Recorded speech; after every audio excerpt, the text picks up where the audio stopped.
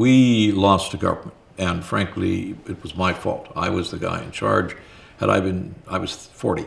Had I been 43 or 44 with a little more experience in Parliament, I would have found a way to break up that budget bill and have the government succeed. So what we're known as, there's no point lamenting this, was a short-term government. In French, they use the word le gouvernement éphémère, the ephemeral government of Joe Clark. What's interesting is that we started a lot of major changes. We started a major change in the way the country viewed itself, federal-provincial relations. We certainly started a major change both in the organization of government finances and also in what we were prepared to do to bring spending under control in the budget. We introduced the access to information legislation in a way that made it impossible for anybody to back away from that later on. We started privatization procedures with Petro-Canada and others, not because we're opposed to state intervention in some cases, but because we think if there are some cases that justify coming in, there are some cases justify stepping back. Although we didn't plan this, we took a world-leading response on refugee issues with the boat people from Vietnam.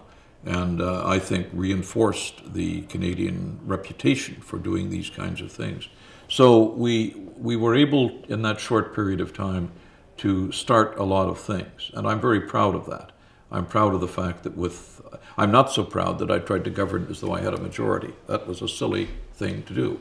And it reflected the thinking of the times, that you were always going to have majority governments, that minorities were an exception that would only occur occasionally. And had I known then what I know now, we would have handled that differently. But I'm proud of those things. I'm very proud specifically of the work we did on the refugees. The other major international incident, of course, in that year was a Calgarian, Ken Taylor, who was our ambassador in Tehran, and at his suggestion, but I supported him absolutely, including issuing Canadian passports to the 6 U.S. hostages in Tehran.